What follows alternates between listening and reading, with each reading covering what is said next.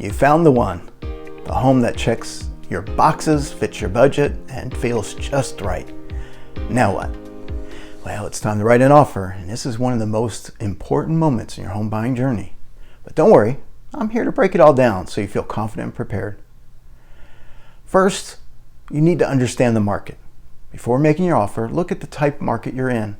A buyer's market gives you more negotiating power, while a seller's market means homes move fast and competition is high, and the sellers have the leverage. A neutral market is more balanced and neither side really has any leverage. You'll also want to find out how long the home has been on the market. A home that's been sitting may mean more wiggle room, while a new listing, well, you can expect the seller to hold firm as they test the market. Now, you also want to gauge the seller's motivation. Why is the seller moving? Are they already out of the house?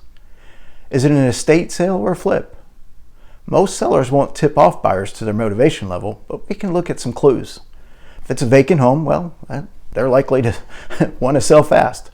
Signs of packing, their patience may be wearing out, or they really need to get moving. Is there multiple price drops? Maybe that's panic setting in. Now, if there's no signs of moving and the home's overpriced, that may mean they're just testing the market and won't sell unless they get what they want. Your agent's going to help you read these signs and look between the lines and shape your best strategy. Next, consider the home's condition and comps. Does the home need repairs or updates? These affect your budget and your offer strategy. Your agent should also complete a comparative market analysis, or CMA. This looks at similar homes nearby that have sold recently to make sure your offer is fair and competitive. If a home needs serious repairs, we'll weigh the cost, but remember, some homes are already priced with those repairs in mind. Then it's time to finalize your offer. Now's the time to review all the information gathered from previous steps and determine what to offer and what contingencies to place. You may be in a multiple offer situation, and in that case, the offer that best meets the seller's needs is going to be the one that wins. Not always about highest price. There are several ways, besides offering more, that can help you in these situations. Set a shorter inspection period. This will allow the seller to get back on the market as soon as possible should any issues arise that cause you to want to terminate the contract. Give an appraisal gap coverage, and that means you'll cover a certain amount should the appraisal fall short. Keep in mind that will mean bringing more cash to close. Giving some flexible closing dates and rent back options to the seller. That may help a seller who's buying a home too and may need that flexibility. It will also help to have a strong pre-approval letter or showing that the funds are solid and readily available if you're paying cash. Don't get too caught up in trying to win the bid. Avoid risky moves like waiving inspections or making your earnest money deposit non-refundable. Your agent's experience in multiple offer scenarios is critical. They'll help craft a smart, competitive offer without compromising your protection. So what goes into your offer? Once you're ready, your agent will write up the official offer.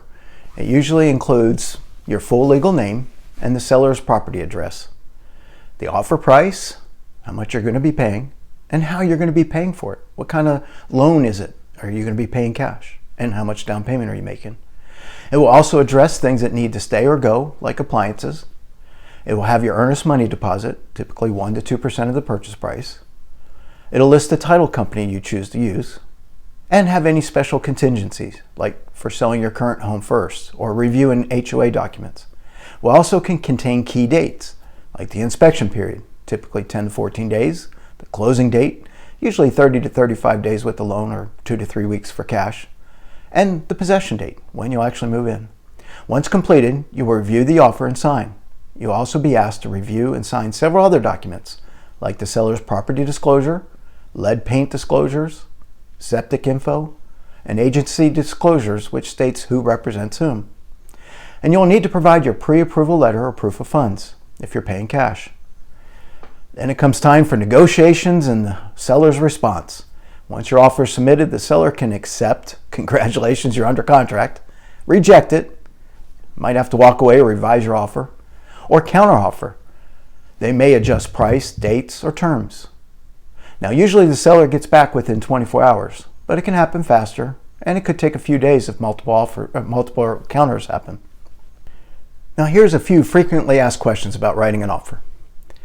Can I cancel after going under contract? Yes, but if it's for valid contractual reasons, like issues found during an inspection or appraisal. If not, you could lose your deposit. Should I write a personal letter to the seller? No. While once popular, buyer letters are now discouraged due to potential fair housing violations. How long does the negotiations take? Well, that could be anywhere from an hour to a few days. It just depends on how many rounds of offers and counteroffers that occur. Submitting an offer is a big step, but it doesn't have to be overwhelming. With a knowledgeable agent and the right strategy, you'll be positioned to win the home that's right for you.